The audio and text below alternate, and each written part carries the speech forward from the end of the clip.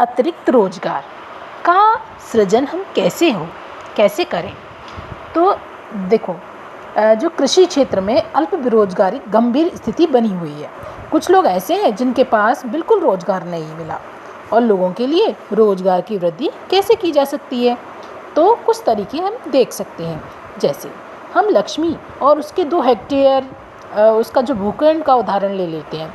उसके परिवार की भूमि की सिंचाई के लिए कुएं का निर्माण करने के लिए सरकार कुछ जो धन व्यय कर सकती है या बैंक ऋण प्रदान कर सकती है।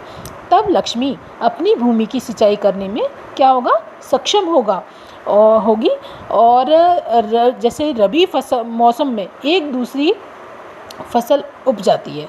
मान लेते हैं कि 1 हेक्टेयर गेहूं की फसल 2 लोगों को 50 दिनों मतलब बीज डालने, पानी देने, खाद डालने और कटाई, ये जो काम है वो 50 दिन में हो पा रहे हैं और तक जो रोजगार दे रही है। यानी कि फसल बोने से लेकर कटाई तक 50 दिन का उसको रोजगार दे रही है। तो जो परिवार के 2 अन्य जो सदस्य को अपनी ज़मीन में रोजगार मिल सकता है। ठीक है, 2 जो लोग थे उनको तो रोजगार मिल गया अपनी ज़मीन में, परिवार के 2 अन्य सदस्यों को अपनी ज़मीन में रोजगार मिल गया। अब मान लेते हैं कि ऐसे कई खेतों की सिंचाई के लिए एक नए बांध का निर्माण किया जा रहा है। अब यहाँ कुआं नहीं है, बांध है, और अथवा एक नहर खोदी जा रही है। इसमें कृषि क्षेत्र में रोजगार के अनेक अवसर सृजित हो सकेंगे। अब क्या था कि अब और ज़्यादा जो अवसर थे वो होने लगे हैं, और अल्प बेरोजगारी की जो समस्या है वो अपने आप क्या होती जा रही है, कम होती जा रही है, क्योंकि रोजगार के अवसर मिलते जा रहे हैं। पहले कुएं के लिए 2 लोग थे, फिर नहर या अगर बांध बना तो उसके लिए अन्य लोगों की आवश्यकता हुई, क्योंकि वो कुछ दिन में ख़त्म नहीं होने वाला है, काफ़ी समय तक वो चलने वाला है।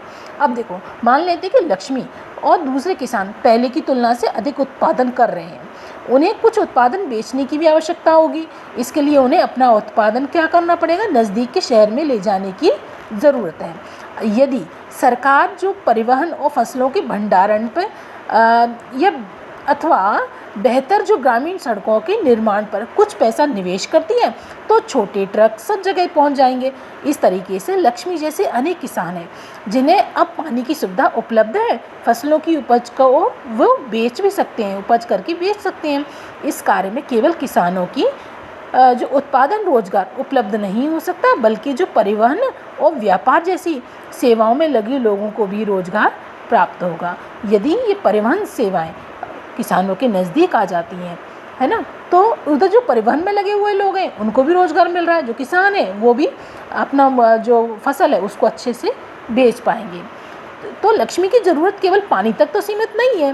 खेती करने के लिए उसे बीजों, जो उर्वरक होते हैं, उपकरण, पानी निकालने के लिए जो पंप सेट होते हैं, उनकी ज़रूरत होती है। एक निर्धन किसान होने के कारण वह सभी चीज़ों पर खर्च नहीं कर सकता, भाई उसके बस की बात है नहीं खर्च करनी, तो इसलिए उसे क्या करना पड़ेगा, साहूकारों से जो पैसा है वो उधार लेना पड़ेगा, और फिर उसके उधार तो ले लेगा, फिर उसे ऊंची भी ब्याज भी देनी पड़ेगी, है ना।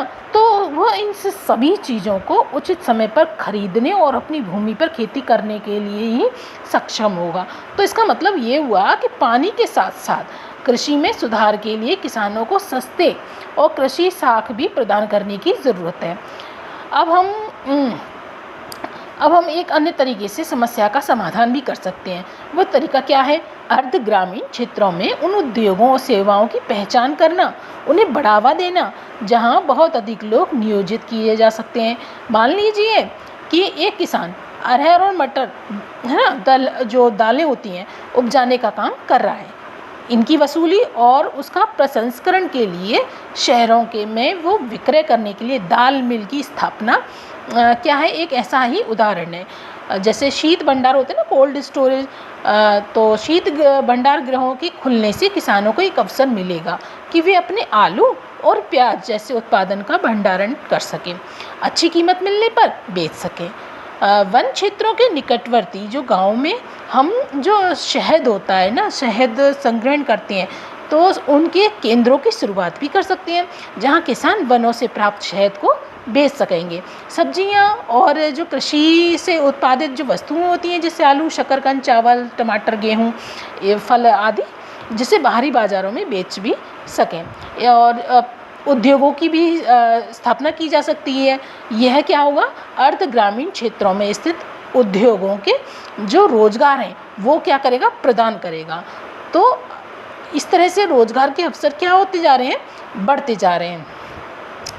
तो भारत में विद्यालय जाने की जो एज है वो क्या है, 5 से 29 वर्ष में लगभग 60% बच्चे हैं।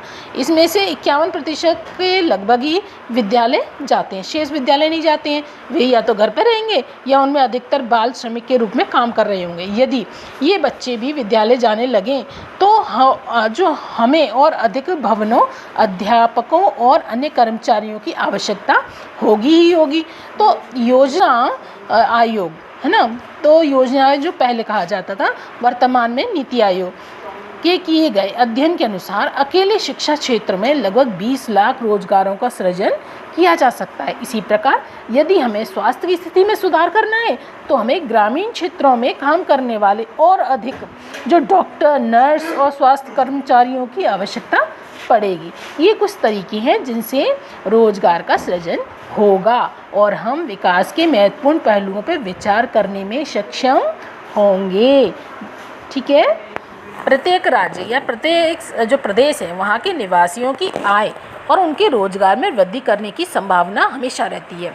ये पर्यटन और क्षेत्रीय शिल्प उद्योग अथवा जो सूचना प्रौद्योगिकी है जैसे जो नई सेवाओं के माध्यम से भी कर सकते हैं। इनमें से कुछ के लिए समुचित योजना एवं सरकारी सहायता की आवश्यकता होगी।